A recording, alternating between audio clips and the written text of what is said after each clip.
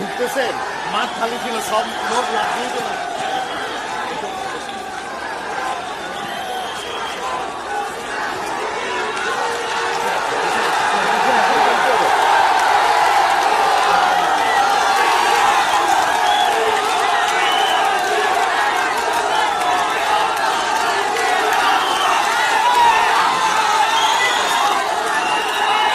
পরাগ ভাই, আরে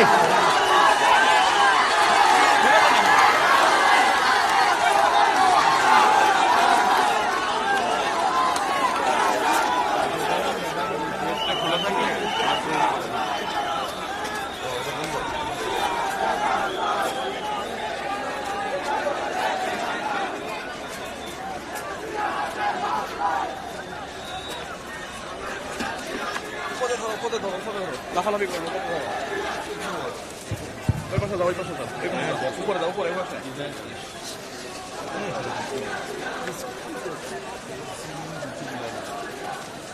উপরে উপরে উপরে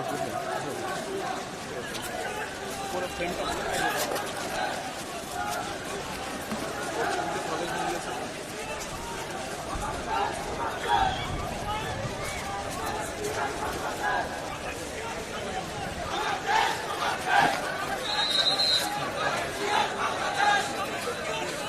এই করেন ভাই।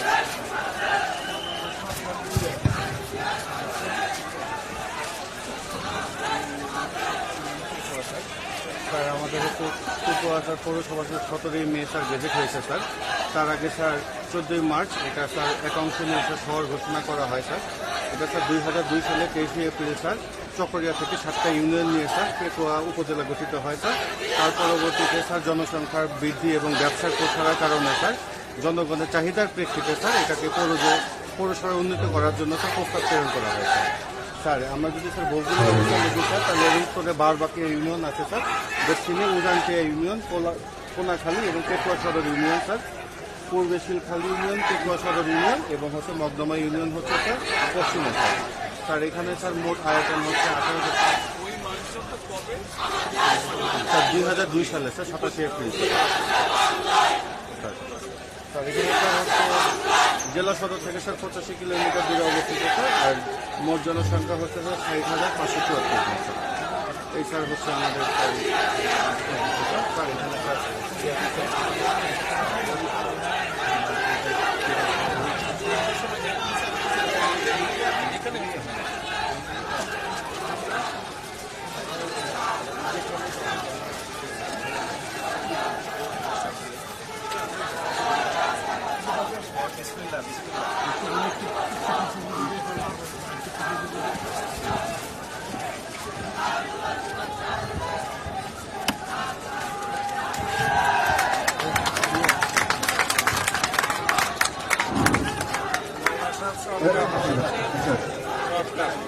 এই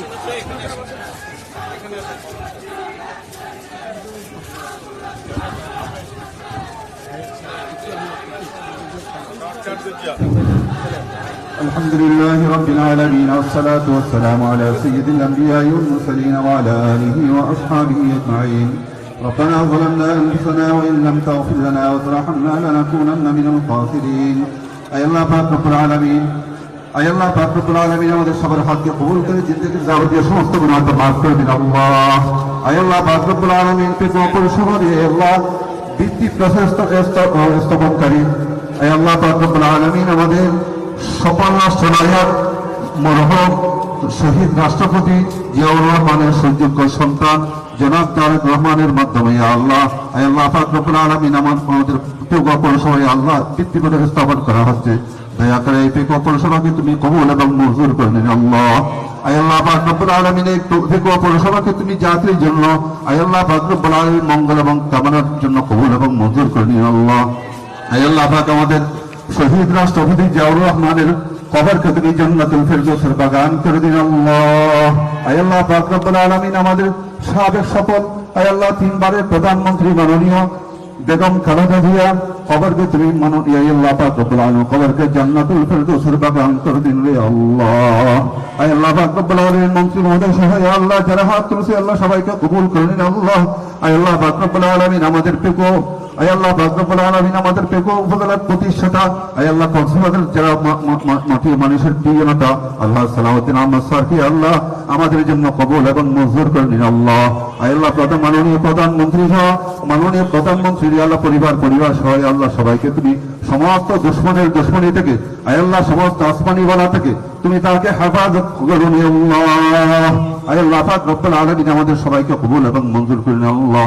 ওয়া সাল্লাল্লাহু তাআলা আলা খায়রি মুহাম্মদ ওয়া আলিহি ওয়া আসহাবিহি আজমাইন আমিন আমিন বিরহমাতিকা ইয়া আরহামার রাহিমিন।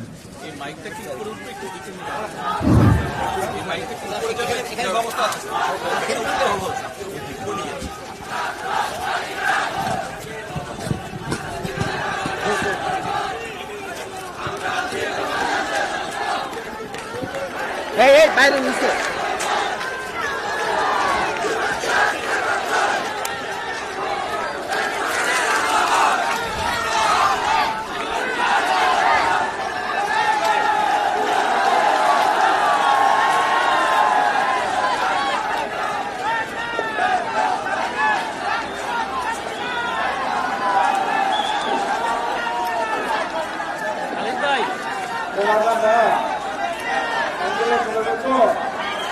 আসসালামু আলাইকুম ওয়া রাহমাতুল্লাহ।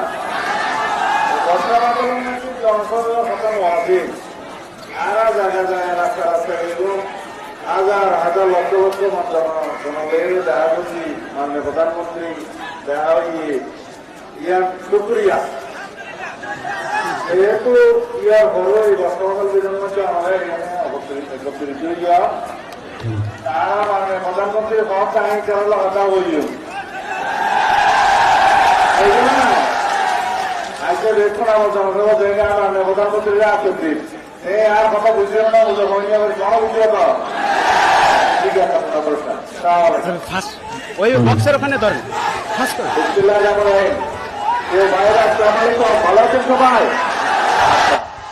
এই তো সালাউদ্দিন সাহেব তো একটু আগে বলছে আপনাদের এলাকার সন্তান যে আজকে তো এখানে জনসভা করার কথা না, কিন্তু আপনারা যেহেতু এখানে এসছেন সেই জন্য আপনাদের সাথে 2 মিনিট একটু আমি কথা বলতে চাইছি।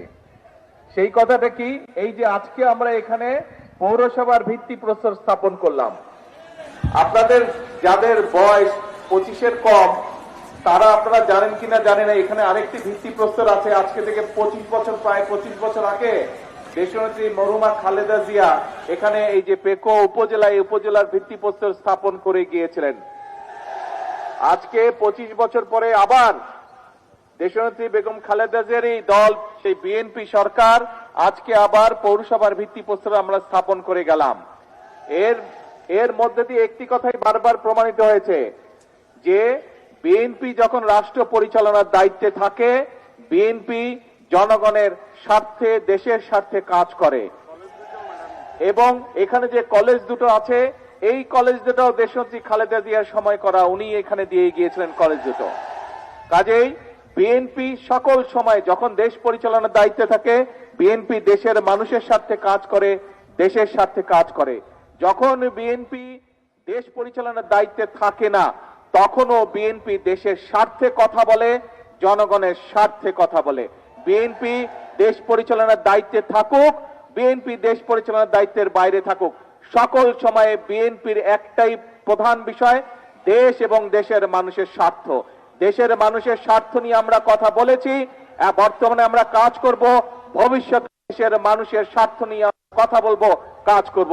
এটিই আমাদের প্রতিজ্ঞা, এটিই আমাদের একমাত্র লক্ষ্য, এটিই আমাদের একমাত্র উদ্দেশ্য। আজকে যেহেতু এখানে জনসভার আমাদের কোনো অনুষ্ঠান নেই, এইখানে জনসভা ইনশাল্লাহ বহু বছর আগে একবার আমি করেছিলাম, সন্ধ্যার সময় হাঁস মুরগি গরু ছাগল আমরা বিতরণ করেছিলাম এখানে। ইনশাল্লাহ ভবিষ্যতে ইনশাল্লাহ আপনাদের এখানে মাঠে আসব, আপনাদের সাথে কথা বলবো, এখানে আমরা ইনশাল্লাহ বিশাল জনসভা করব। সেই পর্যন্ত আল্লাহ হাফেজ। বাংলাদেশ জিন্দাবাদ।